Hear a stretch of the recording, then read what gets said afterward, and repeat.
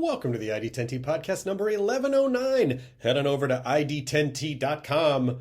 The ID10T shop, ID10T mercantile, if you will, for some, we're putting in some new vintage items. Well, they're new to us, but they are vintage items, a bunch of vintage Disney shirts that we found.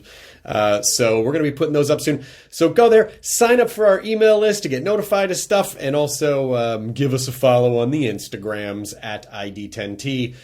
But let's talk about you, the ID10T community, events at ID10T.com, like Joey, who says, I wanted to shout out my friend Lainey Labens, a.k.a. Halston Blake, who's an amazing businesswoman and now self-published author. So proud of her for making a thing.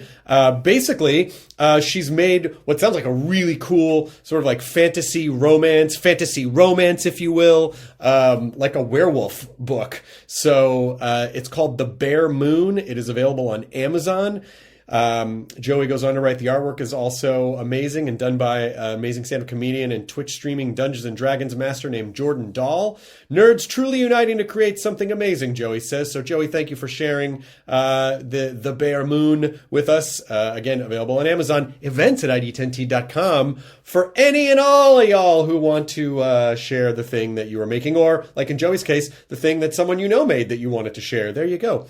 This episode is Khary Payton, otherwise known as King Ezekiel on The Walking Dead, and also he has done a wealth of fantastic voiceover work. You may be familiar with him from Young Justice or Teen Titans Go, but Khary is just the best dude, and I have cherished that we've gotten to become friends these last few years, and this is just such a wonderful podcast. Because this is kind of also us catching up at the same time, which I find a lot of these certainly have been since, you know, the great quarantine of a year ago. So just such a wonderful chat. I cannot say enough nice things about Khary Payton. So Walking Dead returns for the extended season 10. So 6 episodes. They're calling it season 10C. Which come back February 28th on AMC. But if you get AMC Plus, you can get it a week early on February 21st. So that's AMC streaming service, which is amcplus.com. So February 28th on regular AMC, and February 21st for AMC Plus. And the same is for Talking Dead. We'll be on AMC Plus the 21st, and we'll also be following The Walking Dead on AMC proper on the 28th. So there you go. And let us begin the ID10T podcast number 1109 with the wonderful Khary Payton. Initiating ID10T protocol.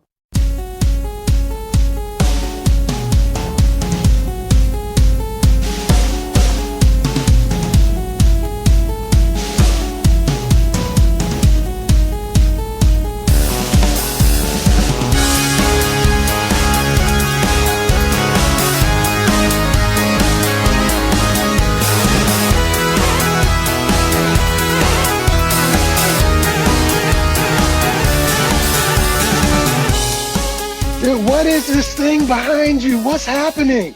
Oh, this used to be on Meltdown Comics.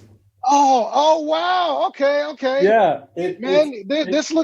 I had this feeling like, okay.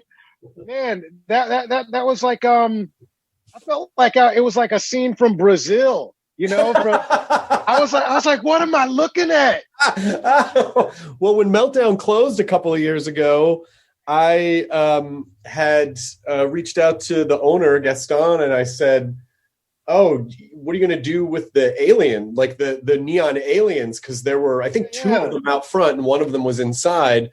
And he was like, well, I'll sell one to you. And so I bought one and had it completely refurbished, like had all the neon fixed. And then the floor is all the floor that was in the green room of the theater in the back of the or where we used to do shows. So it's like I was able to salvage pieces of Meltdown, and they are in. Dude, that's awesome. I love that spot, man. Oh yeah. Now I'm broadcasting. I'm not broadcasting. What is this? 1970. I'm podcasting from what had been the podcast studio before pandemic. This is where people would have come to do the podcast, but doing things in person is just that is not our MO anymore. So no, not these days. I mean, you know what? It's gonna. I just feel like it's gonna be so odd when all of this finally starts to be over and we walk into a room with a lot of other people. It's gonna take a second for it not to make your skin crawl. You know what I mean? That's so funny. I was just having the same conversation with someone. Like, imagine the first day you get to go like sit in a cafe and not have to be terrified about it. And then from just across the restaurant, you just hear someone go, everyone's going to be like, like it's the collective kind of to scraping away this collective agoraphobia. I mean, I know some people are like really eager to get out and do stuff again, but my wife and I have been so overly cautious this whole time. Sure. And it's going to be very difficult to just feel like, oh, this is fine again. I can just shake hands with people. Yeah. No, I watch movies, and there's a crowd scene, and I just feel weird for everybody. You know what I mean? I get the same thing from commercials. Like you're watching, like, it's like you just watch a commercial and people are just out in public doing shit, and I'm like, what?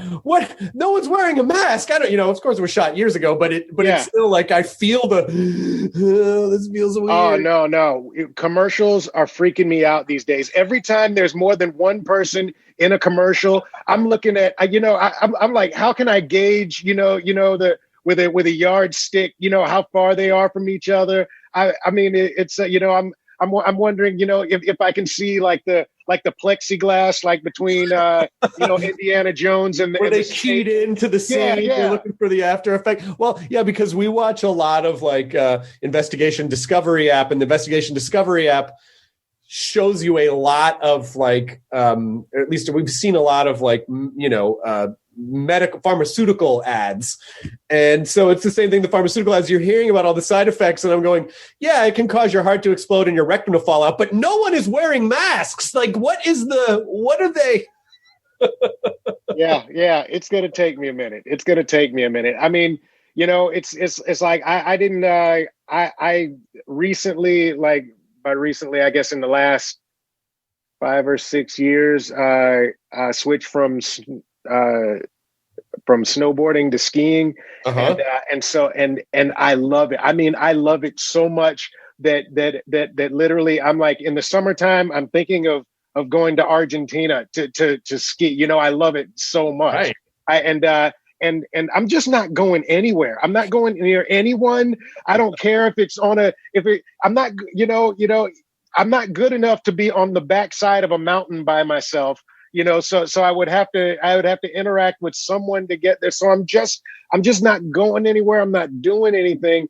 And I think especially if you're being overly cautious, which is what I maybe am doing, it's going to take me that much longer just to get used to the idea of being around people again. But at least with skiing, though, you can do that in a fairly isolated way, right? You're on a chairlift by yourself. You have a mask on already or a face shield.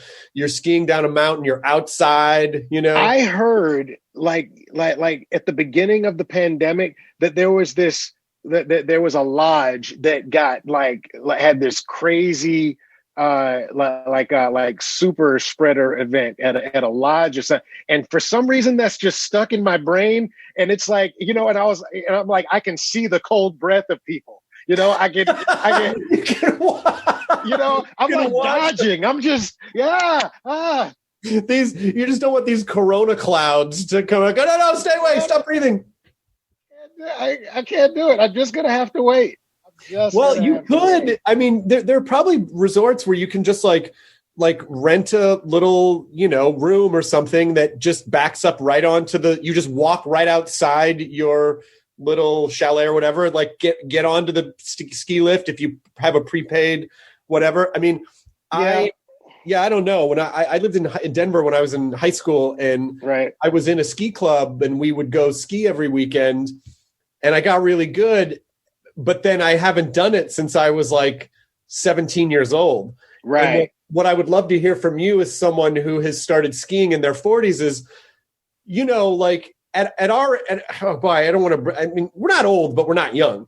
And, right. And no, you wake up and you feel it. Exactly. Well, you could just sleep, like you could just you'd sleep with your neck back a little on your shoulder, and then that's the next 2 weeks of your life. And so what I'm concerned about is skiing and using all those muscles that I haven't used and then being completely unable to move for like several weeks or falling down and going, God, wow, I didn't really recover from that quickly.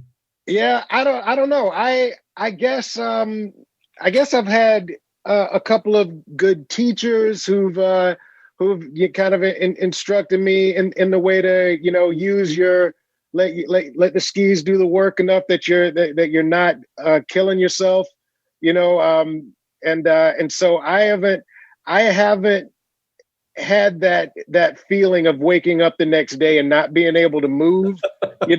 I've definitely done that in other situations, and just more like in weightlifting situations, playing football with guys who used to play in college, and and we're having that, it's the fall, let's get out here and play a little two-hand touch, but it's really not two-hand touch. Right. That's the kind of shit that I had to shut down real quick. Those are those kind of adducts between your thighs that you just forgot that you ever used, and you wake up the next day. Those are the kinds of things I had to shut down. With skiing, you can, as long as you don't go straight to triple diamond, I think I'll be okay. There was one time my brother and I were getting back to it, and we made the mistake of having one of those great days where it seemed like you could kind of do no wrong, and for some reason we were like, one more time that double black. No. Let's I'm sure it was the longest 45 minutes of my life. Just, I literally took my skis off, walked for 10 feet, and then put them back on, realizing that I'd die up here if I didn't somehow ski down. And so, I only had one of those moments, but so far skiing has done me good and made me feel a little younger than I actually am. I mean, I do feel like there are those things that you do where, because you just, when you're in your 20s, you sort of take for granted, your muscles are all just full of blood and flexible and ready to go, and you're fucking Wolverine. And then you start to get a little bit older, and then certain muscle groups kind of feel like if you found one of those old 1950s glass fuses, how they used to screw in the glass fuse box. It's covered in dust. And you're like, oh, does this still work? And then you blow it off and you screw it in, and then all just it completely blows the box. That's sometimes what it feels like with certain muscle groups. Where you go, I exercise 3 times a week. I'm in decent shape, and but there are still things that I just don't utilize normally that I feel like I'm gonna not feel good about that choice. I think I made the choice a couple of times.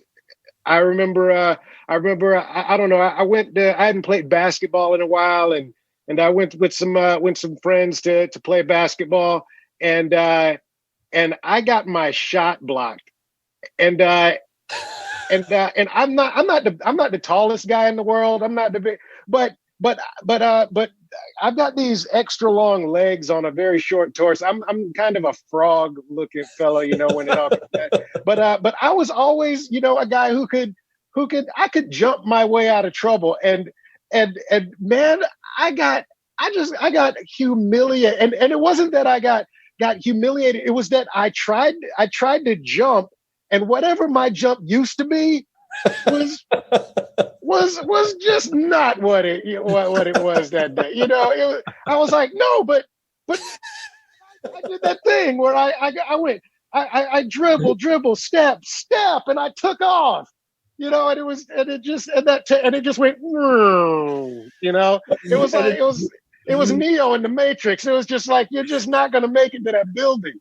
And it wasn't even just that shot got blocked. It was that guy was sort of the harsh reminder of reality of you may not.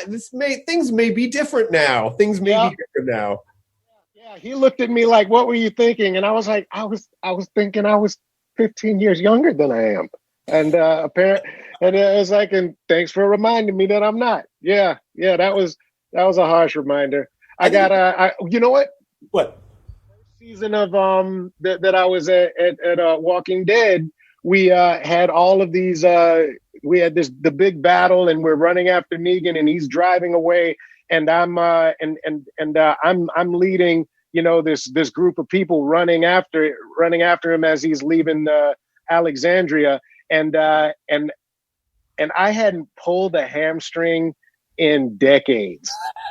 But I pulled a hamstring and I was feeling good about it. I was like, I'm out ahead of the pack. Everybody's like, Khary, look at Khary go. And I stopped and I was like, okay, let's do it again. And it wasn't that I couldn't run anymore, but it was just that little thing in the back of my leg that was like, who do you think you are?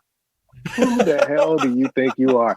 And I jogged the rest of that scene. I jogged the rest of those takes.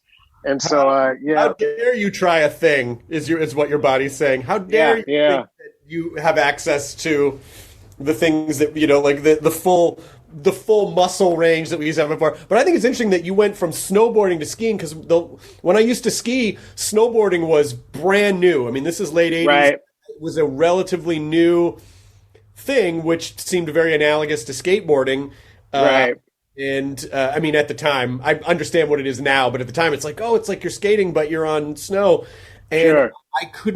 I was so used to skiing and having my legs operate independently of each other that the idea of both feet being fused to one plank was very foreign to me. But I always thought it was so amazingly cool and just like, God, I just don't think I'm going to be able to relearn everything that I've learned.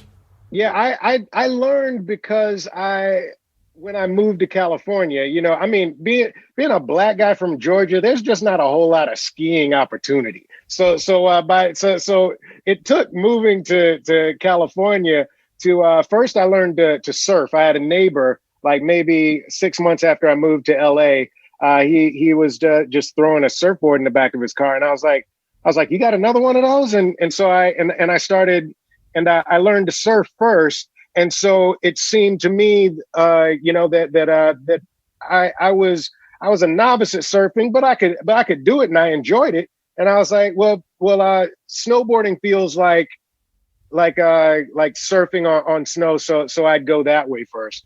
And I feel like it's easier to snowboard than surf. Like surfing seems, because snow you are battling gravity. But it's not like you're battling waves of snow that are intent on knocking you off your board at the same time. Yeah, surfing is an art more than because it's not just a physical thing. It's you and the waves of the water, and you're having to look for your ride, and so you're literally there's kind of a sense of feeling the water underneath you and seeing it off in the horizon and being able to kind of get yourself up to speed so that you can pop up at the right time.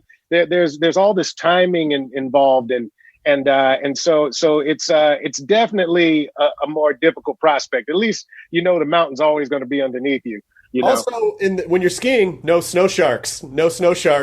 So I feel like surfing to me, it's so beautiful to watch, and to me feels so unattainable as a thing for me because I just feel like you're battling. You're basically trying to dance in harmony with natural forces that maybe weren't necessarily meant to be harnessed, like the power of the waves as an individual. And so it really, you see people do those insane, like when they're in a pipe and it's barrel, it's like, oh, that wave that's deadly, and they come through it, and it's like, how the fuck did they? You'd think they get swallowed up, and then they just spit out the end. You're like, how the fuck? Like, it just seems. How do you stay on the thing? How do you not get hit in the face with the board? It just feels like there are a lot of things that are designed with surfing to hurt you very badly.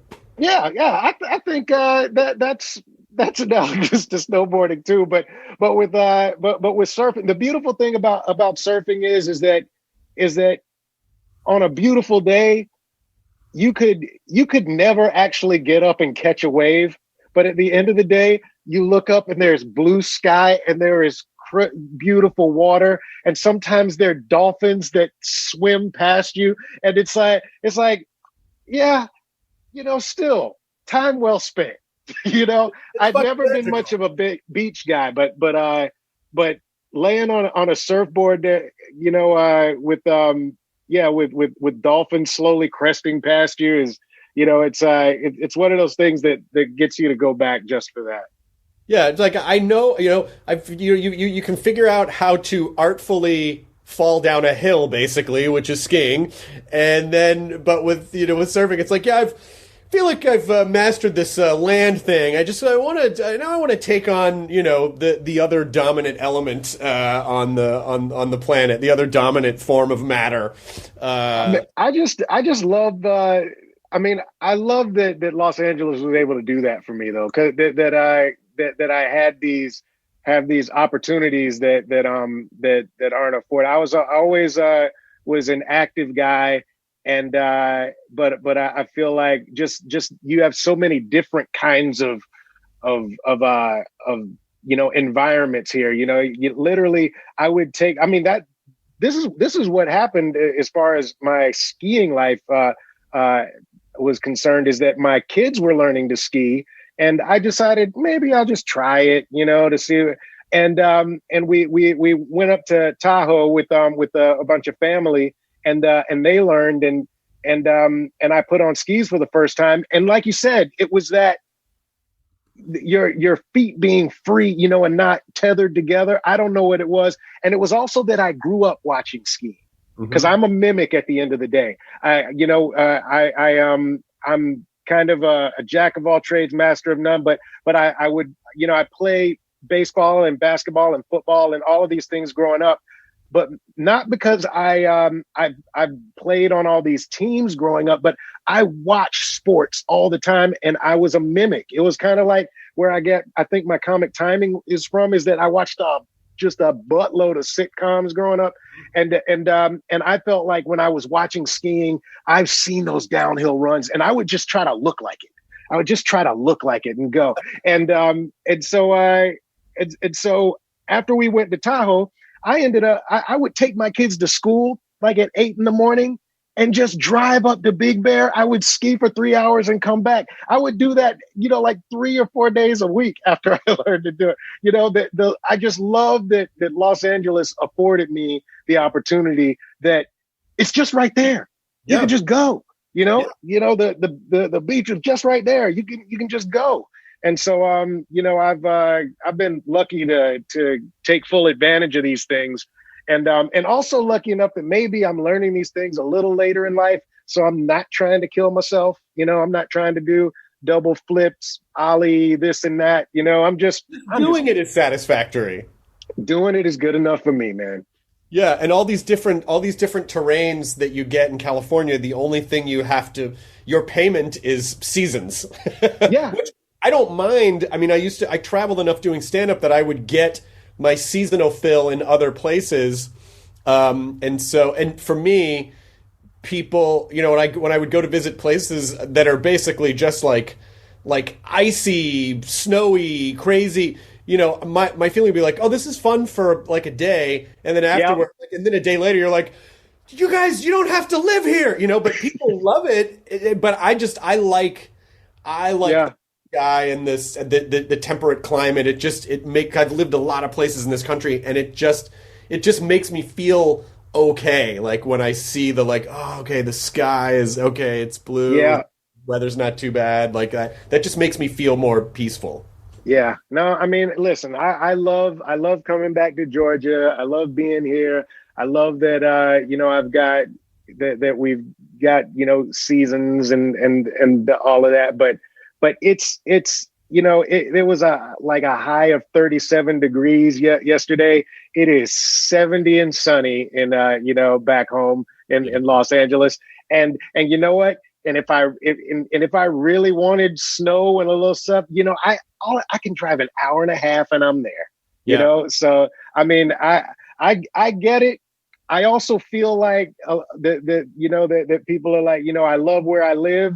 I also feel like they haven't really come to Los Angeles long enough to understand the benefit. It does not take long to lose your resistance to the elements. Like, people will move here from Michigan, and Michigan is and I understand that the humidity, like the climate is different. Sure. 50 degrees, if you get a 50-degree day, like in a place like Michigan in the winter, it's like everyone's in shorts. Right. But 50 degrees here and like the town almost shuts down, It's like people are in winter because it gets fucking colder. And I don't know if it's because of the dry climate or what, but it is 50 degrees here. It feels like 15 degrees almost anywhere else. Yeah. No, it does take, you know what the thing is that you don't dress for it. You know what I mean? In LA, you don't think of bringing out your big coats. It never seems so bad. First of all, most people don't hang out in the horrid conditions that they're living in. They get in their car, they get to another place that's got a bunch of heaters on, but they're not living in that stuff, Right. And That's true. Yeah.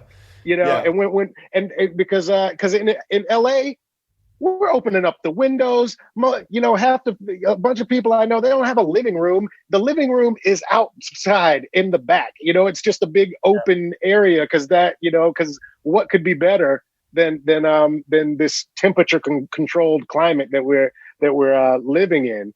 It's a different story. I was really there was one town that I performed in, and I can't remember where it was, but it might have been in Wisconsin. But the city center, and I think to a degree they have this in Minneapolis too, but the city center in this town I was in was connected by skyways. So it was basically this human habit trail. And in the skyways were all of your like Barnes and Noble and Starbucks and drugstore. So people could live a completely interior existence. Yeah.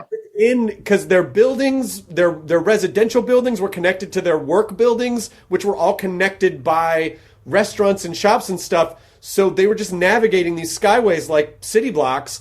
And I was so fascinated by like, oh my God, just the adaptivity of humanity to realize like, yeah, for a handful of months a year, it's not fun to go outside. So we're just going to build this completely artificial interior city connected by these habit trails, and it felt really cozy to me. It's like, oh, you never have to. You can see it outside, but you can just live this internal existence for a few months a year. It seemed kind of neat. Yeah, I would walk with my sister went to University of Minnesota for her graduate studies, and she would do that. There were like these buildings she could kind of tunnel, through to get and there was this one, like, I don't know, 50-yard, bit that she, I'd be talking to her on the phone, just walking with her to class or something. And she was like, okay, here it is. This is the bad part, just like, just getting herself worked up to like get through that frozen tundra of Minneapolis. Yeah. It was funny. I originally was going to have you on the podcast months ago, and then we did a series of Walking Dead panels for various, and then I realized like, oh, we just talked about the show a bunch, and also you hadn't started shooting yet the next season. So I thought, oh, you know what? Maybe it's better to see if we can do this now, like right before. Now you'll have shot a bunch of episodes, and the show's about to come out. There'll be new stuff to talk about, and so So that's why I was like, oh, I'll just kick it to February when the show comes back, and then you'll have a better idea, and you can sort of talk about like, oh, this is what it was like to be back, and like kind of stuff that we're doing. But before we get to all that, I'm so eager to talk to you about voiceover because I love voiceover. I love voiceover performers. I was fortunate enough to do voiceover for like 13, 14 years. Awesome. And what'd you do? What were you doing? I did 3 shows back to back to back at Nickelodeon. Oh, cool. That lasted several, over a decade. And then I would get to do sides. So I got to play Green Arrow in one of the Batman series and, nice. Just a couple video games here and there. And Dude, I love Green Arrow was my favorites growing up because I was always a huge Robin Hood fan, Uh-huh. and the the Fox Disney Robin Hood was I had the record version, because it was before you could get it on VHS. I Yeah. had the record of Robin Hood, and so any dude wearing green, with a bow and arrow, actually, yeah, Hawkeye, Green Arrow, all of them. I was just like, that's it. If you got a bow and arrow, I'm that's the pinnacle for me. But yeah, I love that. The when my favorite thing was reading, what is that, the Batman, the Dark Knight Returns, when Green Arrow's got one arm and and in a wheelchair or something, and he's like upside down shooting a arrow with his teeth to like a kryptonite arrow at Superman. To it was like, I mean, it's still just the coolest. I freaking love Green Lantern. But you've gotten to do Green Arrow. You've got to do so many cool voiceovers, and the thing that I love about VO is that it really, there does seem to be like, it doesn't matter like if you're handsome enough to play a part, it doesn't matter if you're tall enough to play a part. It really is just, do you believably sound like this character?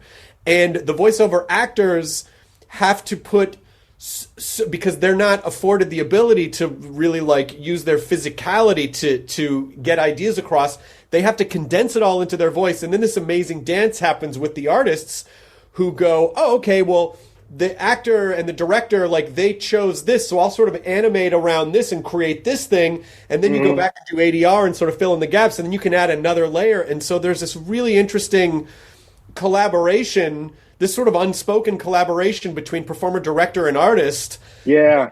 That really like creates these amazing things because they really do work together in concert. And so I believe voiceover actors, like really good voiceover actors, I believe are some of the entertainment business's most talented performers. Oh, absolutely. Sometimes relatively unsung, because they disappear into the parts and you never see their faces. And so, the greatest actor I've ever worked with is D. Bradley Baker. He's that guy is on a whole other level. He's on a whole nother level. I just from I was lucky enough to get, the first job that and still like, the job that I'm most known for is playing Cyborg in Teen Titans. When I first got that job in 2002, he played all the bad guys, all the, it was if you needed a lava monster, he was like, here's a lava monster. It was like, okay, now we need like a swamp kind of, weird, swamp thing sort of monster. And then it would, and the crazy thing is that all of those monsters somehow sounded like that, like a lava monster sounded distinctly different from swamp monster guy, from concrete, they were all incredibly specific in ways that I couldn't possibly imagine. And I still, am waiting for the day that I get to, sit in a booth on a regular basis with that guy. But yeah, it's, to me, it was one of the most freeing experiences of my life. When I got the chance to audition for Cyborg, I walked into Warner Brothers Animation. It was back at when they had their offices at the Sherman Oaks Galleria. It was this really cool offices that had these huge banners that came down like 5 stories, and I walked in and to audition for this part, and every black guy I'd ever seen on TV in the 90s and the 80s, where, it was like, Urkel was there and all the guys from In Living Color and Living Single. And it was just like, and I was like, oh my God, I'm in the right place. Probably not going to get this one, but you know what? At least I'm in the room. This will be fun. And I just remember being so free.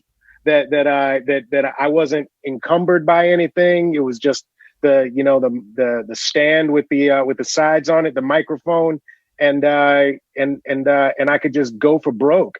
And I walked out of there with the biggest smile on my face, thinking, man, I hope they let me audition again. And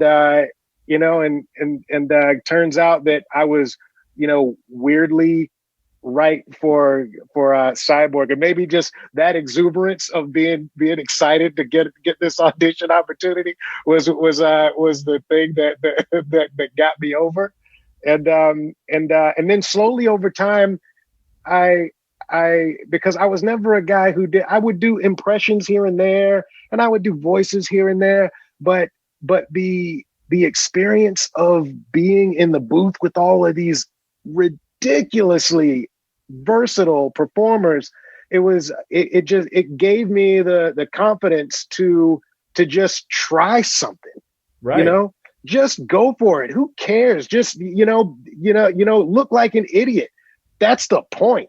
Just go for it. And before I knew it, all of a sudden I was playing these different characters and trying out these different things and becoming comfortable being able to act in a different voice, because that's the most important thing. I mean, to do a voice is one thing, but to be able to act on an emotional scale or a comedic scale in that voice is an entirely different kind of set of skills.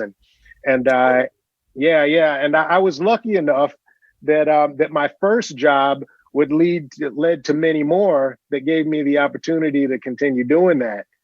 Yeah. Yeah. And just because of, I know exactly what you're talking about, because the shows that I worked on had this amazing carousel of, Rob Paulson and Maurice LaMarche and Kevin Michael Richardson and Greg Griffin and, D. Bradley Baker, like you said, and John DiMaggio.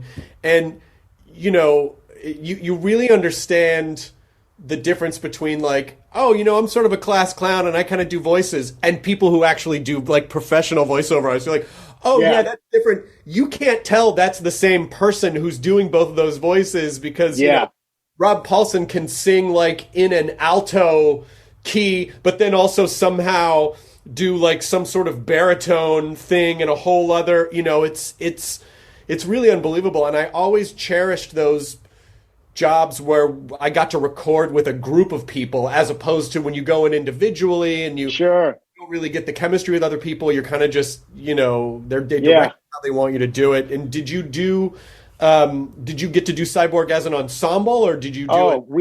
We recorded it together almost every episode. Andrea Romano? Andrea Romano would just, nobody does it like her. It's like going back and doing, a 1930s and 40s radio, play, and she, and she starts it off and the whole room comes alive, with the way that she sets the stage for you. And it's still one of those things that the crazy thing is, when I started, she was my first voice director. Mm-hmm. I just assumed everybody did it that way. I did. And then we start moving on, and I would go to different places, and I was like, aren't you going to read these stage directions for me? aren't you going to get my juices flowing so that I can? Wild. Yes, exactly. Laser cannons come falling from the sky, da, da, da, da, da. And then Cyborg says, and it was like, I'm in it. I love her so much. When I was in college, I got connected with her, and she was trying to teach me how to do a voiceover tape. And I was I took as basically the equivalent of electives. I took the animation track as an artist at UCLA, and I used the voiceover recording studio there to make a cassette tape of voices. And she helped me put that together. And then 10 years later, she hired me for something. And, I had her on the podcast maybe 5 years ago. Yeah. And a lot of people didn't recognize her name in the thing, but they listened to the podcast and they're like, she's one of the most, I got so many amazing comments on Andrea because she's just such an incredible person and a brilliant talent, and really, you know, so was such an instrumental part of that revitalization and renaissance of Warner Brothers animation in the 90s between Animaniacs and Batman and all these different shows that she helped to orchestrate and put all these amazing talents together. And it's, you know, like someday someone's going to make a documentary about her, and she will be like the way that people think about like Chuck Jones or someone from that golden age of animation. It's like there is no animation industry without Andrea Romano, because she helped to drive it, you know? There's no one who does that job the way that Andrea Romano does it. It's like watching I don't know. It's like watching, you know, Michael Jordan when he came into the league, and you were like, nobody moves like that. You know, yeah. I mean, people score baskets, people get the job done, but nobody moves like that. It was like nobody does it the way that she does it. You know, and I think it's a testament to her that no one even tries. No, yeah. No one even's like, you know what, I'm gonna do this the way that Andre. They're like, you know what, let's just go ahead and that she's at the top of the mountain. I just can't climb that high. The air's too thin. Let's just do it the way that we do it. You know, genetically different. She has some sort of mutated like third lung. She can breathe at high altitudes. I don't know. Exactly. I can't do that. Yeah. Don't try to slam dunk that basketball. Just get it in the hole. You know, just. But I think I said this to you the first time that you came on Talking Dead, but I said I really think your voiceover background probably helped with a character like Ezekiel, because within the Walking Dead universe, from reading the comics, he is the most sort of like a because he's playing a character effectively. Mm-hmm. Of this king. And so I said, I wonder if the presentation of him when he's in King Ezekiel mode, I could see that being like an animated character. He's very much this, because within his world, there's very much a performance that he affects because that's what helps the people in his community. They need him to be that, and he is that. Man, I think that's why I got the part. I don't think I would have gotten the part had I not been doing voiceover for 15 years at that time. It was I had done so much before that. Before I moved to LA, I did a lot of experimental Shakespeare, like weird black box, Shakespeare festival every summer, and when I wasn't doing a Shakespeare festival, I was doing some Shakespeare that with working with professors that that taught me in school or somebody, something like that I just I racked up a lot of classical type work in my 20s, and I had that voice. It was a much younger voice, but than Ezekiel's, but it was like after I did that, and then I decided, okay, you know what, I've been doing this for like six years. I think I'm going to try to make a living. I should probably move to Los Angeles and see if I could actually make a decent living as an actor, and not just going from weird back alley production to back alley production. So then I came out and got lucky and started doing voiceover. And between those two skills that I acquired, kind of one decade here and one decade there, that particular audition came in, and they told me I think I auditioned on the second day that they were auditioning for Ezekiel, and they said they really loved you, but you're going to have to wait because this is kind of a big part, and they're going to audition everybody, and there've only been a couple of times in my life that that I started preparing for the job that day. I was like, I just don't see anybody. I just don't know if anybody else is prepared to do this particular job. I started getting in. I was doing a lot of hiking and a lot of cardio, and I immediately like went into the gym because Ezekiel was a lot like heftier than me. He's just he had a gut and everything, and I was like, well, I'm not going to be able to like add that kind of weight, but I'm going to add like 10 pounds. And I immediately went to the gym and kind of slowed down my cardio and started building my body up. And like a month later, they called it and they said, can we get some pictures of Khary?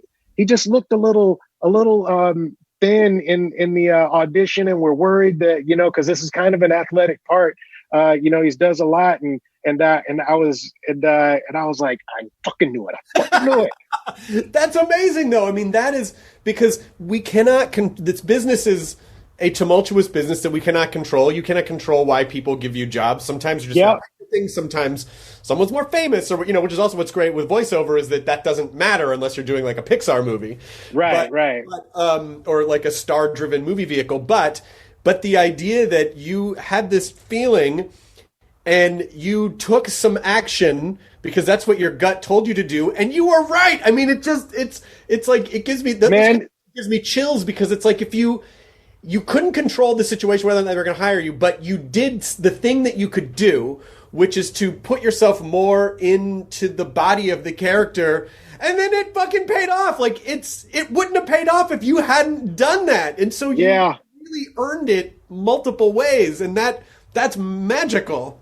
Dude, it was so awesome because I've had that feeling once or twice where I was like, there's no way anybody else is gonna get this part. I nailed that shit, and I never hear back, never heard back. Right. There was a moment right before that I had just auditioned for The Good Place. It was the one pilot that year that I was like, this is brilliant. God, I want this part so bad. I want to be a part of this thing. And I went in and I thought that I nailed the part. I thought that I nailed the audition, but I just was not what they were looking for. I didn't hear a peep or a word from them. And so, you move on, and about a month later, I auditioned for Ezekiel, and obviously, had I gotten A Good Place, I wouldn't have gotten Ezekiel. Things all happened for the reasons that they happened for. I'm so glad. I feel like for me, because Ezekiel was this performer who kind of hides behind a different persona, sort of, and in order to be the person that he needs to be. I mean, I felt that deeply. I was a kind of a shy kid growing up, unless I was around my family. I would joke around my family, but at school and things, I was kind of a quiet. I was very small. I didn't grow to my height for a very long time. I was the littlest guy in school, and the thing that kind of brought me out of myself was when my mom put me in a play. No, that's not true. It was I saw when I was in the first grade or something. I saw like a community theater show of Cyrano de Bergerac, and I was like, that guy is the best fucking thing I've ever seen in my life. He's the coolest dude I've ever seen in my life. First graders tend to love to go see productions of Cyrano de Bergerac and be inspired from age. I don't know what I mean. Once again, it's that Robin Hood swashbuckling. He's witty with a sword. He was like my fox. He was my Robin Hood fox again. And I was like, I want to get up on stage. And I came alive when I was able to get on stage. I think I had a hard time with introductions, and if I could walk out on stage and be like, everybody be quiet, just let's all just focus. I'm going to introduce myself, Right. and then when I got back off stage, I was like, oh, you're an affable guy. I was like, yes, that's what I'd like to be, Oh and so I feel like Ezekiel's kind of the same way, that he'd even as a zookeeper, he'd perform a little for the kids who are watching his tigers in their habitat, and he'd make it a little production, if you stand over here, you can see this. Look at this happen, and there was something presentational about it that helped him, be comfortable around people. That's really interesting, and I think that's the thing about performers. It's almost like if in a movie, if someone like is a vampire but they don't know it yet and they think something's wrong, like something's wrong with them, and then they find other vampires and they're like, oh, this is just a thing. Oh, gotcha. This is a whole different. And with a I'm not saying performers like vampires. I just mean the idea that when you are a young performer and you're a kid and you have this weird thing inside you that you can't quite put your finger on it. You don't know what it is, but it feels like there's something that wants to come out and be bigger than life. And you don't, but it's weird one-on-one with people. It's sort of weird because not everyone is that way.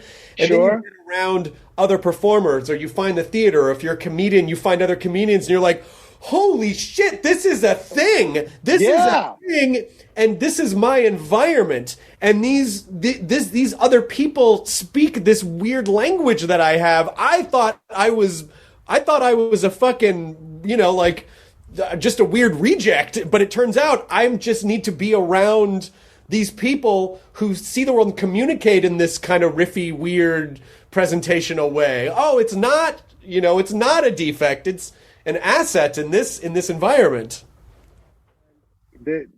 What you're saying is so huge in my life.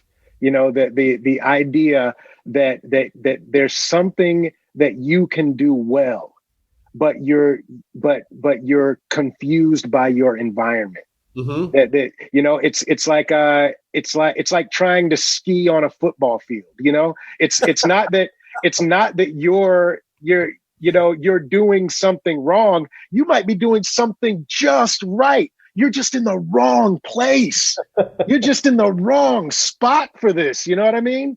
And it's, and it is that is such a huge analogy for my life. When I was diagnosed when I was 12 or 13 years old with ADHD, right? Like deficit disorder, attention deficit disorder is what they call it. I call it more of an attention differential, because I don't feel like it's a disorder anymore. It's just different from what most people understand. And I come from a family that was very, kind of a bunch of go-getters, very high functioning, kind of, just awesome people. My brother's an engineer. My other brother's a doctor. My father's a doctor. My mom, graduated with 2 degrees, my sister's an amazing costume designer, but they were all just excelled in ways that when it came to my brain not being able to organize my life mm-hmm. in that same way, it was so frustrating to me, because I would always think to myself, why haven't you figured out the simple things? There are things that you can do, but you can't seem to figure out the simple things, Khary. What's the matter with you? Are you lazy? Are you just not, what is it that's wrong with you? And it took me until I was 40 years old, till my mom gave me this book called Driven to Distraction, which is kind of this a doctor wrote. I wish I could remember his name. But the book is called Driven to Distraction, and it's kind of conversations with all of these different people from different walks of life that have ADHD, and mm-hmm. And there are scientists and doctors and artists and all of these people, and it was and the thing is that they coming to grips with the fact that their differential was an asset to them versus being a hindrance. It was literally somebody saying, here, take these skis, man. Let's get off of this football field. Let's go up a mountain, you know? And if you've been screwing around on these skis for the longest time, and the crazy thing is that if you're going about your life and every once in a while there's a downhill portion and you're like, oh, I kind of killed that. Why am I not doing that all the time? You know, not realizing that it's your environment that you need to shift or you need to think differently about. And then when you finally find your mountain, when you finally find that mountain, you start to realize all of these life experiences have been leading to this, that you haven't not been learning. It's just been harder for you to understand your learning. You harder to understand your process because of the environment that you put yourself in, because of the perspective that you've had yourself in. Yeah. And it changed my life. It has changed my life just in that I stopped worrying about, man, why haven't I figured this out yet? You know, I started realizing that actually I'd figure out quite a bit. So now I sit here in the moment and enjoy the learning because that's the biggest thing that's changed for me as far as that epiphany that you're talking about. It was like, oh my God, this is something that I'm not crazy. No. You don't have to worry about the crazy, what you haven't done or what you haven't been able to do yet. You can just enjoy this moment of learning, being a student of the moment and enjoy it. Yeah. You know, it's for comedians, the version of that is when you're young, you're growing up, maybe you're a class clown type, or maybe but you're constantly just like firing jokes. And maybe it's right. I'm sure it's for a variety of reasons, for attention or for a defense mechanism. For me, I was small, so I couldn't compete in sports, and you know everyone was bigger than me, and I didn't have the physicality and so it was just sort of like, hey, and we moved a lot, and it was just sort of my way of like cracking jokes. And then a lot of times, most other kids, you know, you sort of like throw in a joke or something, and then people are like, "You're weird," and then you're like, "Oh, I guess I'm weird," and then you find, you know. Yeah. Then I found a group of other comedians at UCLA, and there was a club of other comedians, and then it's like, oh, not only are they accepting my riffs as not weird, they are improving on them and firing them back. And so now it's this game of ping pong. It's like, holy shit, this is a thing. I just hadn't found my dialect yet, you know? And the cool thing is that you had been practicing this all this time. You've been growing up like going, you know, what's wrong with me? I'm kind of weird. I'm kind of this, I'm kind of that, realizing that all of that life experience leading you up to going to college and meeting these people, it was like, oh, you're giving me a place to really do what I can do. And I've been practicing all this time. There's this story of Jerry Rice. He's like, you know, the greatest wide receiver of all time. And they were like, what's the deal that made, because he wasn't the fastest, he wasn't the most athletic, but he was just the best.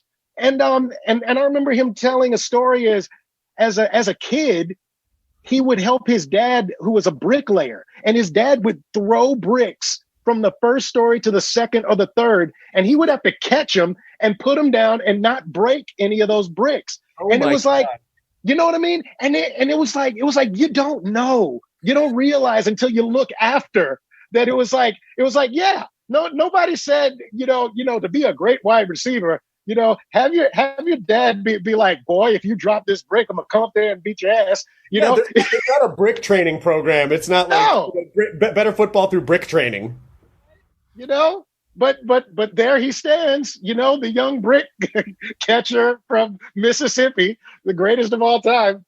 Yeah, I mean, you're absolutely right. It's just about getting into the right context and getting into the right environment. And, you know, and yes, you are practicing for a long time, but you think it's not like, you feel so weird. I mean, like, I remember being at a party in high school and other kids were talking about like football or something.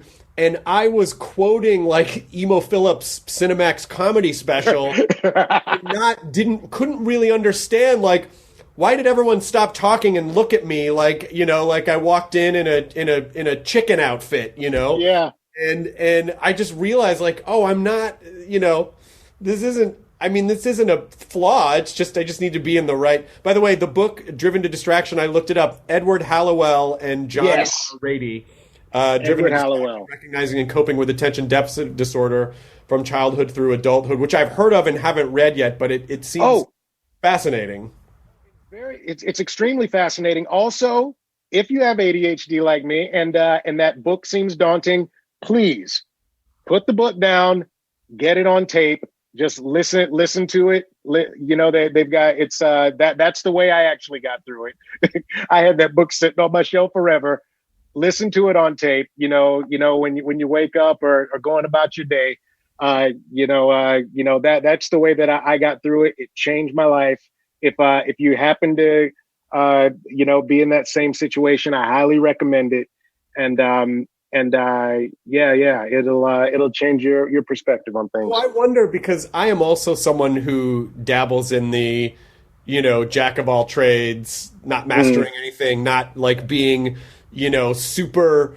And I think that idea that you're talking about, I sort of feel like, and I think it's just like some people are just able to just do one thing for their whole life and just be like the best at that thing. And I do wonder if that sort of comes from an evolutionary survival thing of like, in the olden times, you had to just be a blacksmith or you had to just be a farmer. You had to because survival depended upon you being the best at that thing.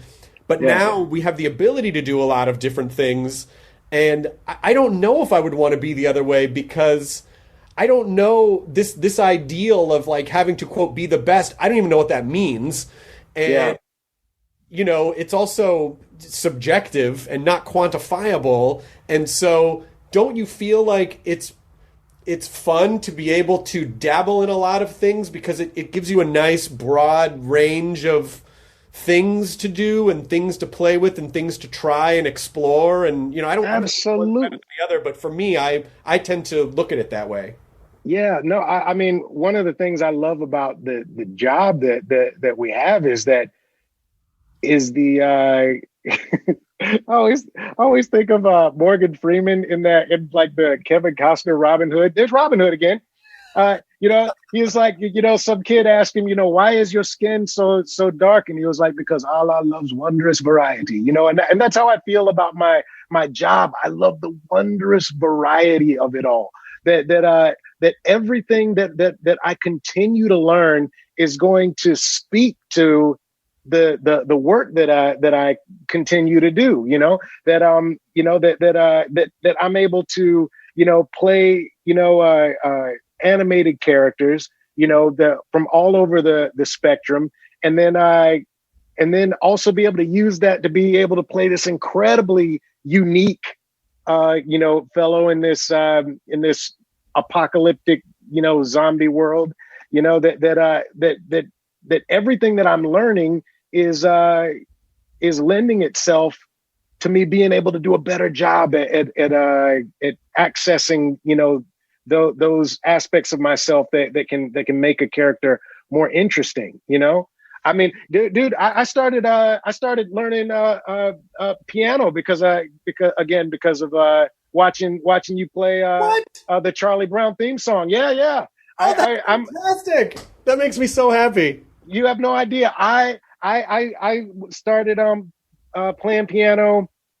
I took a piano course at Glendale Community College when I first moved to LA, because I had gotten my first like movie job, and I was between jobs, and I started learning the play piano, and I got my second movie job, and I had to leave, and I never got back to it.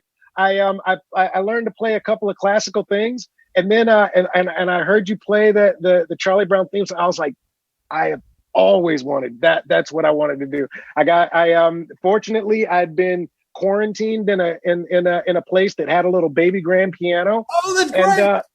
And I got an app this app that I started playing, and now I can play Silent Night, and it kind of sounds like a song, and I am moving on to other stuff, but once again, it's hopefully one day I will feel like like I've really got this under my belt, but in the meantime, I can feel my fingers and my brain.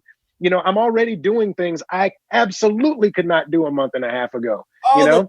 That makes me so happy, and I'm so honored that you were able to take that from that. I always get shy about posting those because I'm still learning, but it's 2 years this month that I started learning piano and guitar simultaneously. Oh wow! And I have a piano teacher and I have 2 guitar teachers. One of them is specifically for bluegrass, which I love. Oh, cool. And I'm not remotely good at it at all. That is a difficult proposition, let me tell you. During the quarantine, having learning music as something to go to has been such, and as a sober person who can't, who won't drink or take stuff. Sure. It's been so therapeutic for me when I am overly stressed to sit down at a piano, because it requires the 4 corners of my brain and I cannot focus on anything else. And so that part of it, that is part of the way that I've been able to sort of not be completely overcome by anxiety or depression or any sorts of, stuff like that, because I have music that, to me, piano is a lot easier to practice than guitar, because piano is very linear, and my brain interprets it right. as linear. Guitar, there's so much about the forming of the shapes on the fretboard that I know what it is and I know how it's supposed to work, and my brain just has difficulty okay, well, this scale connects to this pentatonic scale, which connects to this and this. I still have trouble with it, but right. Stuff in your 40s, I had this preconceived notion of this is dumb. I don't have the neuroplasticity that I see all these, I see all these videos on Instagram with much younger people just playing these fucking sonatas, and I go, I'm never going to be able to. And I go, okay, you're worrying about the result, not the process. Number one. Yep. Number 2. A kid will be able to. Kids are just driven to lean into something until they figure it out, and adults lean into stuff until they get frustrating, and then we go, fuck this. Right. But in the pandemic, having had time to really sit down and focus on it, it's just been so wonderful and so therapeutic. I'm just so glad. What are you playing now? What else are you playing? I play. I'm using this app that kind of it has me playing a lot of different things, a lot of modern music, and then a lot of, and then a little bit of I'm just getting to the point. The funny thing is when I was taking the class before, we started with the classical stuff, mm-hmm. And little arias and things that I learned to play. This is trying to kind of suck you in by letting these parts, That's and then cool. Slowly it adds things for me. It's like now you're doing these things. Now you're using both hands together. Now you're going to play in these different patterns together, and so like I said, because my thought is that by the time I get to next Christmas, I just want to be able to sit down at the piano and maybe 3 or 4 Christmas carols. Just be able to just play a simple Christmas carol, for the family. You know what I mean? And for myself, that kind of thing. And so Silent Night was a big deal for me, but I also can sort of play Bradley Cooper and Lady Gaga's "Shallow," the song "Shallow." I can sort of bang that out with a little gusto, which I enjoy. I don't know if anybody else is enjoying it, but I enjoy it. I'm working my way through kind of different genres. There are two courses. There's one that's kind of more chords, and then the other one is more of a solo playing, and I'm doing those simultaneously. Well, you can also get instruction via FaceTime or Zoom too, which I've survived on in these times. Yeah. Set up the laptop in front of the piano or like sit in front of the guitar. Do you are you someone, and this gets back to piano, but are you someone who enjoys languages? Do you speak other languages, or do you like languages? I love languages. I used to be able to speak a little Spanish. I lost it all. I actually just got one of those apps to like try and get myself to start learning that again. Okay. To learn that again. So the reason that I ask is because I just want to set this at your doorstep as something to think about in your musical journey. But okay. It is about the idea of trying to learn even some basic music theory if you haven't. Oh. Okay. Yeah. No, I'm imagining it's gonna get to some music theory, but I'm about 2 months in. Okay, yeah. So I don't want to be the person that's like, here's 20 books, and then you're like, this is too much. This was fun before, but yeah.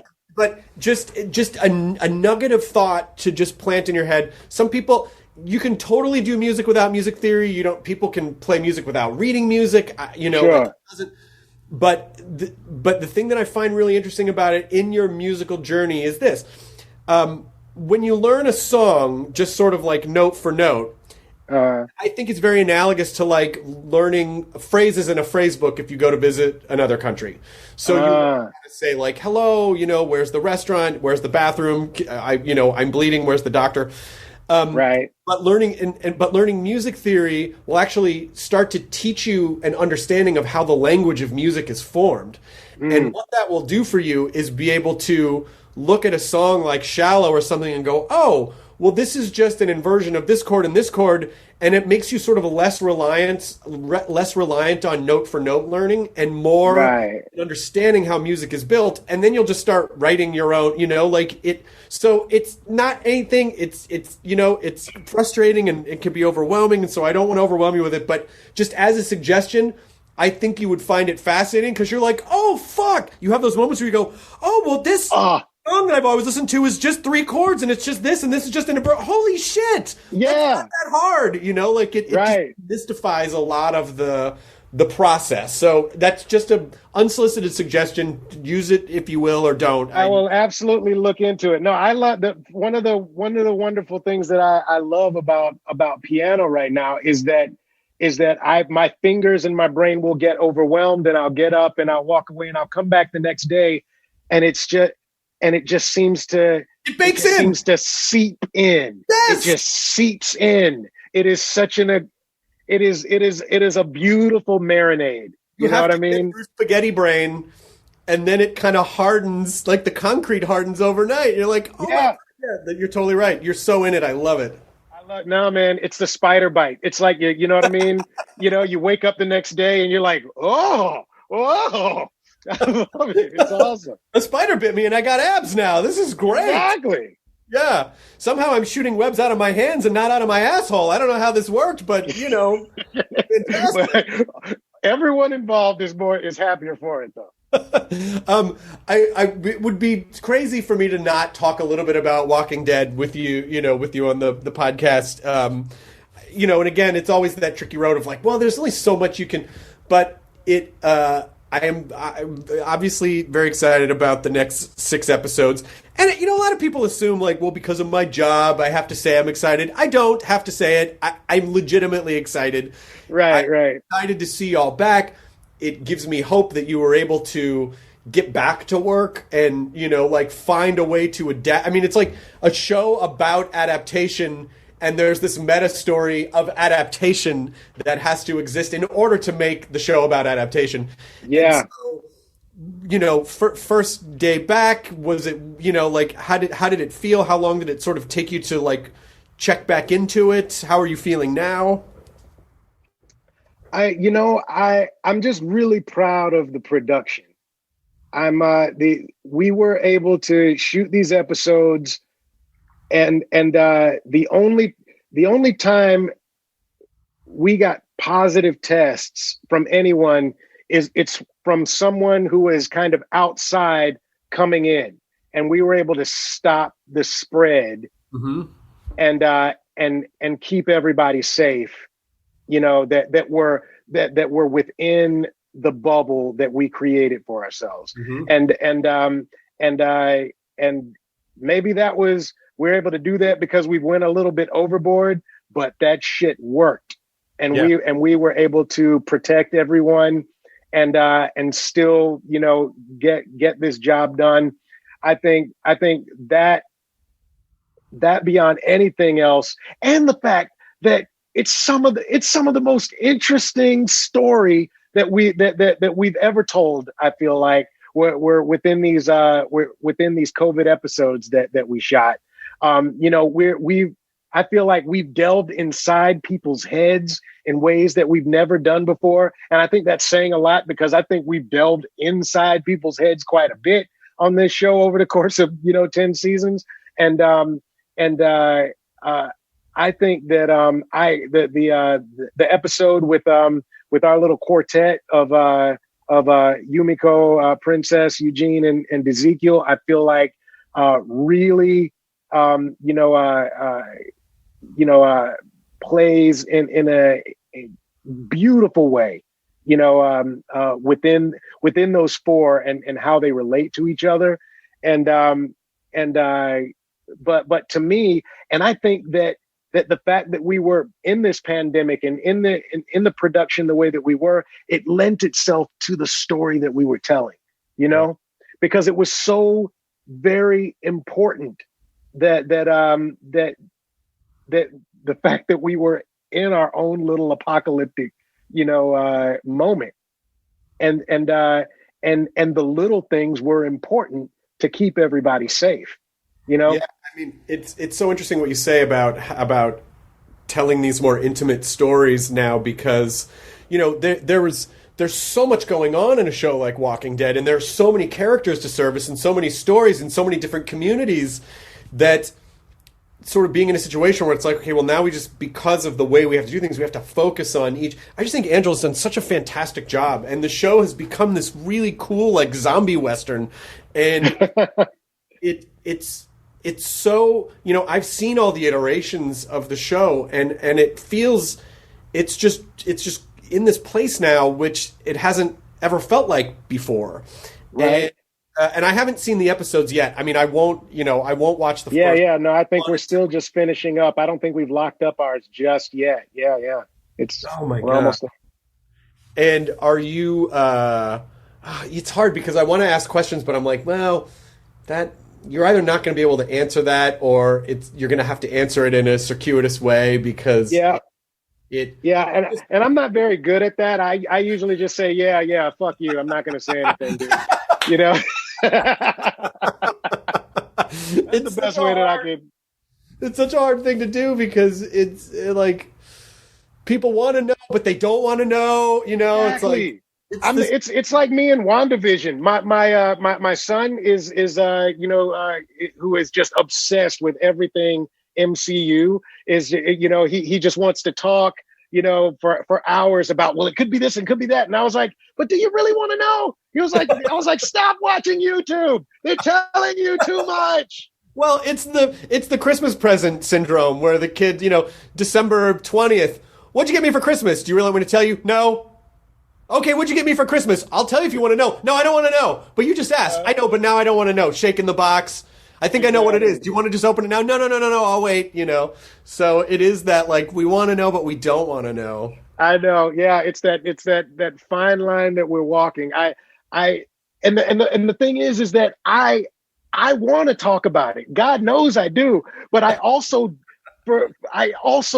really don't want to spoil it for you. Like, I mean, we talk about spoilers, but you think about what I'm trying to do is I'm trying to hold precious that joy you're going to get when you see it at that moment. That, it's like It's like, think about what spoiling really means. It means rotten food. You know, it was like that. I don't want to, I don't want to serve you, you know, food that you're like, yeah, I just really don't want it anymore. You know, it's past its date, you know? So, I mean, yeah, yes, part of it for the longest time had been, oh, you know what? You don't care about me losing my job because you're just trying to get me to You say just want to know. it's You just want to tweet. exactly.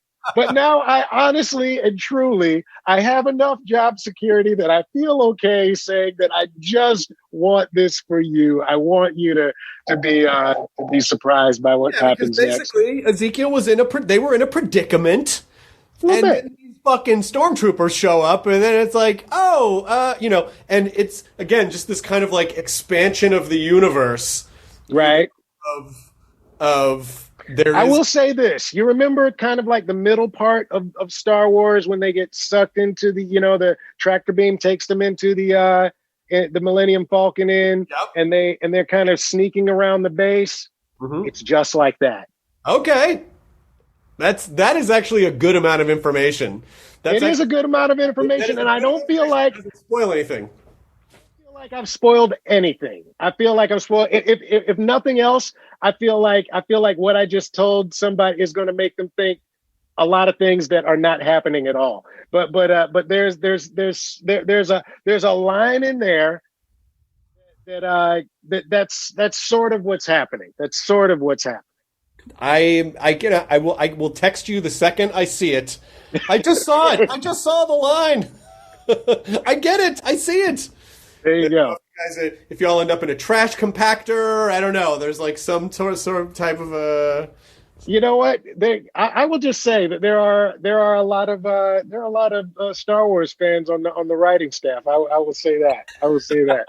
I was winding this down. How are your kids? How are your kids doing with everything? My kids are the most resilient freaking people, and I get that they're also incredibly privileged kids because they have not had to worry about anything. They haven't had to worry about, you know, where their meals are coming from and that kind of thing. But they're, first of all, their mom is an incredibly imaginative mother. She I wasn't there for Halloween, I because I was out here shooting, and so instead and they didn't go anywhere for Halloween. So instead, they went from room to room and knocked on each door and got dressed up and had their Halloween candy and their stuff. It was just all in the house, but it was like went from room to room, doing a Halloween sort of thing. And at the school, they would always have this kind of Halloween festival where you play different games. And so they set up, like these, like Halloween toss, which, a certain kind of, it's pretty much, beanbag toss or whatever with a Halloween theme, and doing these kind of things around the house and just, fortunately for my son, who's just like obsessed with video games and stuff right now, most of his interaction with his friends is them all being on a mission in Fortnite or something like that. He's been totally fine. My daughter's been able to connect back with a couple of friends who moved away, and since they weren't able to interact before, this actually gave them a reason to be able to FaceTime or do that sort of interaction a lot more, and so except for me not being able to be there here and there, that they've actually been incredibly resilient, and it's made me incredibly grateful for just how they've been able to adapt, because I know that people have much worse stories about how their kids have been able to cope, and I don't know I don't know what it is in them, but at least for my kids, they've been able to adapt incredibly to this situation. So I couldn't be happier, and it makes me a proud dad to know that they're able to use their imagination and use the all of the electronic online connectivity at their disposal to stay connected to the world. Also their grandmother, my mom is incredible. She's like, all right, we're getting together, cousin Zoom, and all of their cousins will say, and she's got activities for the like twice a month where she's got a whole thing. She is just grandma in the crap out of this joint. So I just kind of sit back and I marvel at at these women in my life who've been able to make this time a lot more special and easier to get through for my kids, and my kids still think I'm pretty fun too. So it's been good. You're very lucky that your kids think you're fun. Dude, I keep waiting for the shoe to drop. You know what I mean? That they're like, yeah, whatever, Dad, and just don't care anymore. Right now, they both, for very different reasons, love having me around, and we get out and do things and have fun and stay active, trying to stay away from everybody else. But so it's a lot of times it's just me and them, kind of storming the castle together and using our imagination in however many ways we can do that, since it's got to be just us. Good parenting advice. Do you have any good, my wife and I are, trying to start a family. Any good parenting? Because you seem like a great dad, and I feel like any parenting advice would be welcome. I think my best parenting advice is to trust your gut.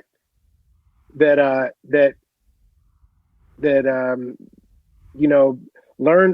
what you can, but trust your gut. There is something inherent in you that was always meant to do this. Don't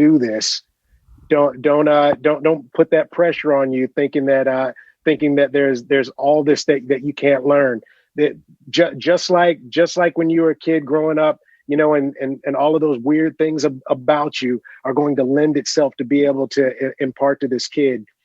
And the most important thing that you can learn about being a parent, you're going to learn from that kid.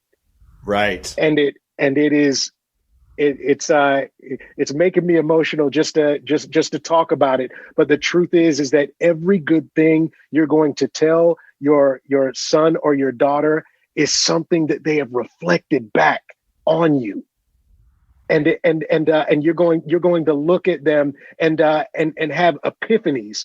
And I don't know how many times I have thought to myself, I thought I was supposed to be teaching you, but I'm just saying it back to you, this crazy epiphany that I just realized, because I see it in this new thing, that I had a part of creating, But you have to understand that happens because you are open to receiving that and aware of it. And it's not just a one way, like, I'm the parent, you're this, you just go over there and I'll get back to you. It's like because you are open. And I think that's the other thing that I've extracted from everything that you said is, like, you have to be open to paying attention to your kids and listening to them and being willing to learn and be willing to know that you don't know everything, and that they are people who also have thoughts and opinions and feelings, and you should listen to them and validate them. And that, I think, is Like, I think that's the most important thing. And I imagine can be very difficult too as a parent when you're like trying to juggle stuff and work and you have stresses, and then it's like, oh, I don't know how, it's like, no, you got to slow down and you got to make time and you got to look them in the eye and you got to listen and you got to, you got to pay attention. Yeah. Just taking the time to pay attention to them is gonna make the hugest difference. It's those little moments in time where you're paying attention is the time that they're going to remember the most. Right. And so just and I'm being almost cryptic on purpose because just like when I was learning that I had ADHD and I thought that I was like, okay, well, I have this thing about me, so I need to learn these organizational tools that will help me to organize my brain into and that wasn't the thing that I needed to hear. My mentor, a woman named Barbara Cohen, she is a psychologist for this meetup group that I used to go to. I went the first time actually at the behest of that book, Driven to Distraction, because it said find like-minded people, talk to them, understand that you're not alone, that the way that your brain works is the way it's supposed to work, and she would start every meeting by saying, "What's your win? What's your win today?" And I thought it was so odd because invariably everyone who comes to that meeting is like, I got so much to complain about. I got so much to complain about my, what I couldn't do, what I didn't do right. I couldn't, I couldn't get it together. I couldn't do this. No. She started off with, what's the one thing you did right today? It could be anything. It could just be showing up. You actually got here, you made your bed. You did one thing right. And the thing is that I had to remind myself is that, all of these techniques and things, if I'm not in a positive outlook, those techniques aren't going to mean a thing. Right. The focus on this. What's something that you did? Because if that you can look on and be like, you did something there. You did something to be proud of today, because it changes the way you think about yourself on a daily basis. If I'm gone through my life going, I wish I would have accomplished. My brother's been an engineer and he's moving up. Why? I'm a freaking act. What have I accomplished yet? Instead of thinking, what did I do today? What did I learn today? It changes the way that you see yourself in the world. And so instead of telling you, you need to get, this kind of carrier, and here's a great way to organize the diapers and everything. No, man, focus on that kid and be like, what am I going to learn from you today? Everything else will work itself out. Oh, that's so good. Everything else will work itself out. I think you're talking also about like personal narratives, like the internal monologue, like what is the sorting system, what sort of rain gutter of thoughts have you set up in your brain, what barrel are they connected to, and if it is a negative one, it's like, I'm a useless piece of shit, then every time something happens, I was trying to learn piano and I didn't. Why? Well, I'm useless. Well, I forgot to do this thing. Well, yeah, because it's, you will build a case for whatever that narrative is. And so I think sometimes it's easy to forget, like, well, that is a narrative that you constructed. It's not just because your brain is chattering at you, that doesn't mean that it's true. It just means that is a habitual narrative. And so hearing you frame it that way of like, and so if you're able to pull out of that and sort of talk about like, what can I learn? What did I win? Asking really good questions. Maybe it will start to change that gutter into, like, that rain gutter will collect into a much more constructive barrel, right? Than the barrel of bad ideas and negative thought, that you're exactly building man. A case against yourself. You want to build a case for yourself. Oh my dude. And I'm so excited to be learning this right now, at this moment, when I think of getting through this pandemic aside and everything, but life expectancy wise, we're not going anywhere for a while. There was a time, in the history of the world where this was about it. 50. Oh yeah, we would be elderly great grandparents.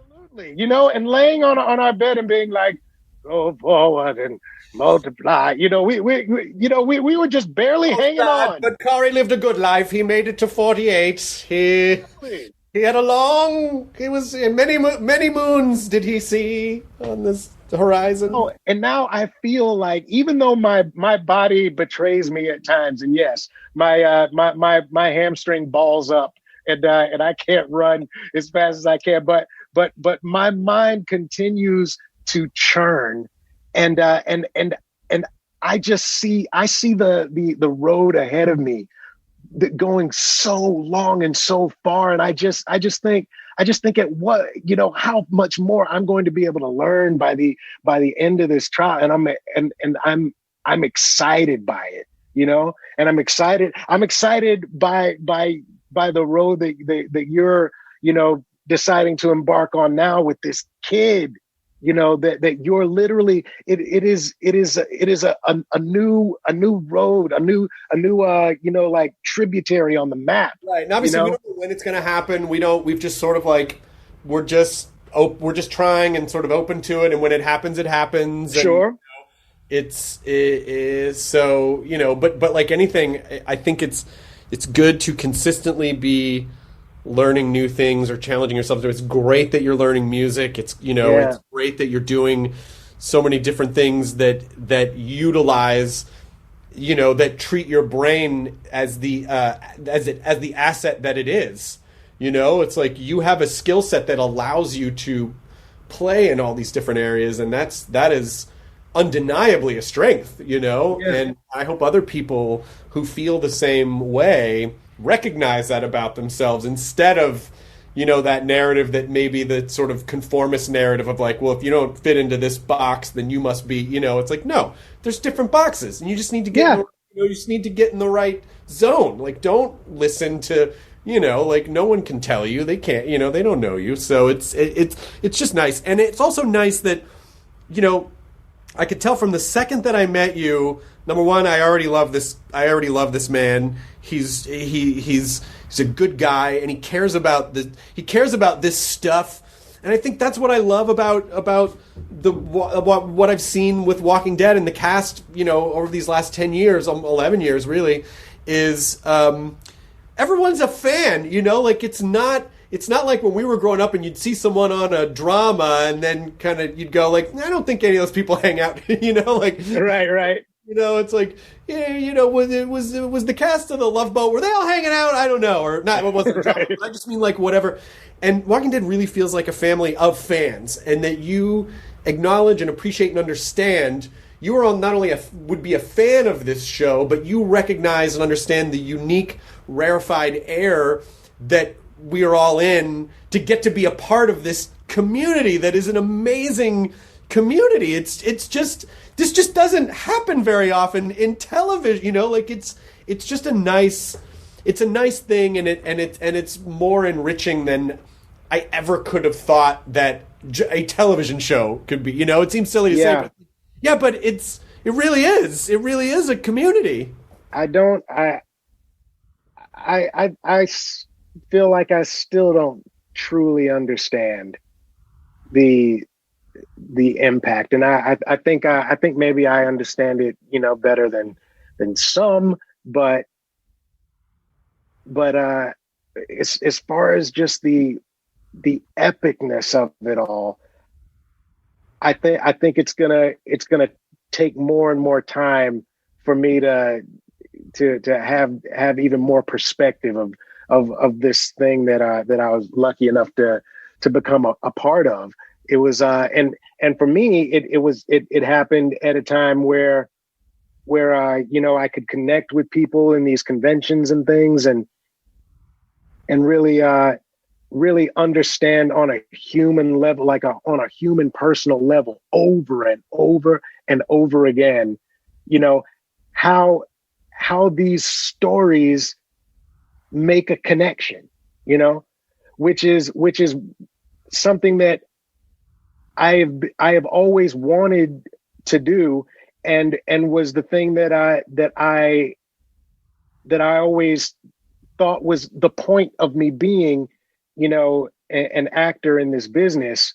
But this has shown a light on it in a way to let me see that no, that this is actually how it's happening. Like on a personal level, you know, this person drove or flew or came from whatever to see me. This thing that I was wanting, that I thought that I needed to be able to tell stories on television, because I told my mom this years ago, that there are people that I'm never going to meet, that I feel like I can tell stories in a certain kind of way, and it's going to affect people, you know, and I want to, and I can't explain it, but I feel like that's what I'm supposed to be doing. And that's why I'm out here struggling to do this thing, and I'm going to continue to struggle to do it. And then to be lucky enough that person that I never thought I was going to meet, like, stands in a line and comes and talks to me and tells me that thing, that story that I was trying to explain. Yeah, you're right. This is the connection. It happened through, you know, electric blips or whatever that flew through the air. And now I got on a plane and came over here and here we are standing in front of each other, you know, because of that connection, because of that thing.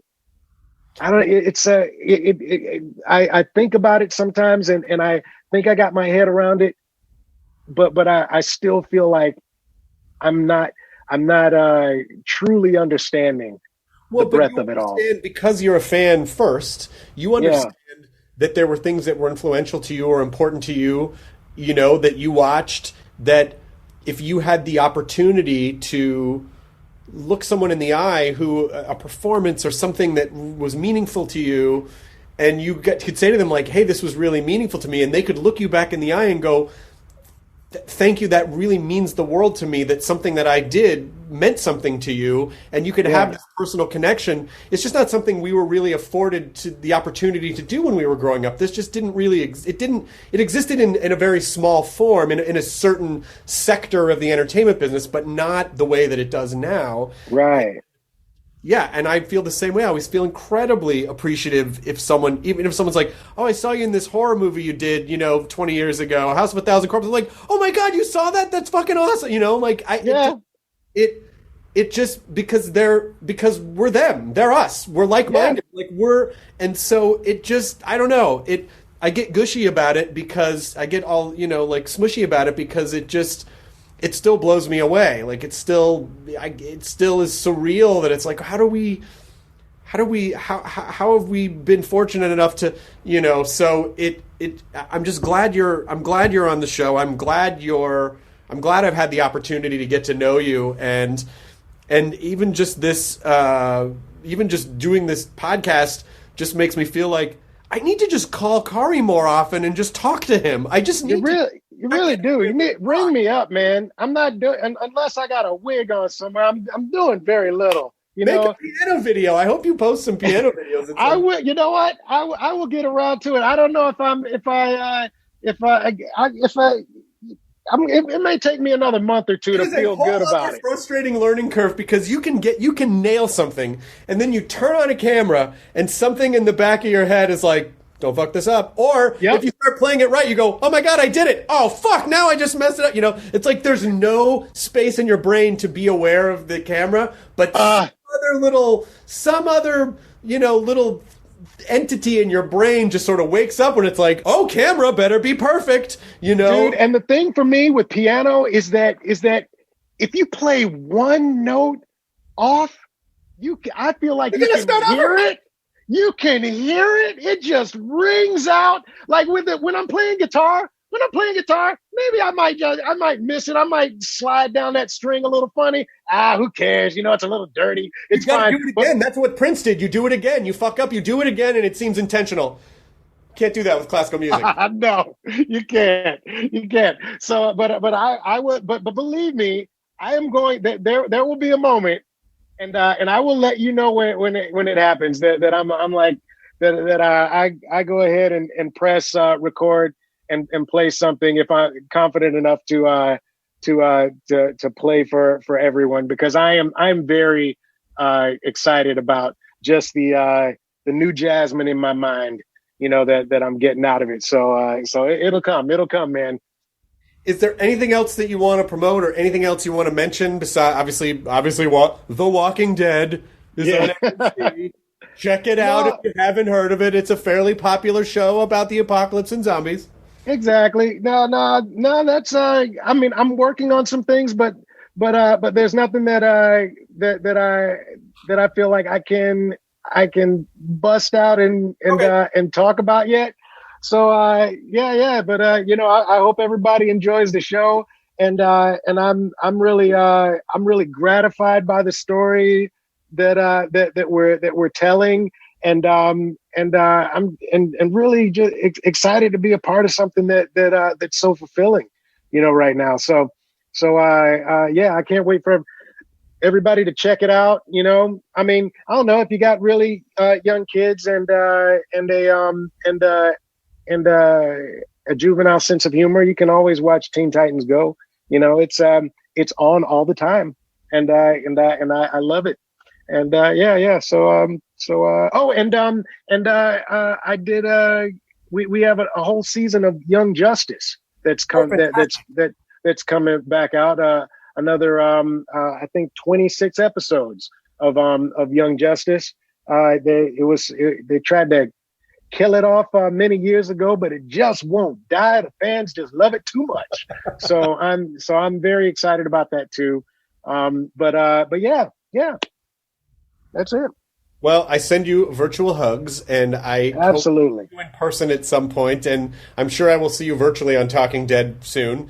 We'll get there. I just assume, I assume you will be on at some point this season. We got to roll out eventually. I'm always looking forward to it. I look forward to getting back to the couch. The couch. Oh my God, the couch! I can't wait to get back to that weird fake loft apartment that yeah, I hadn't even thought about that. I was like, I guess that is a loft apartment with it. Yeah, it's an industrial loft apartment where I just have people over to my apartment. There's a city in the background, which is an amalgam of, like a bunch of other cities just smushed together. And I can't remember if I had requested one season, and now we haven't been on the set in so long, I can't remember, but I think I requested you should, can we burn out the windows and create, can we make the cityscape, if you looked up really close, apocalyptic? From far away, but up close, it just sort of, oh wait, no, I don't think that city's, and I can't remember if they did it or not, but it was something that I had pitched at one point. I want to I want to do the show one time, but I don't want to be a guest. I just want to sit in the background looking out the window. Don't acknowledge me. I'm just do that.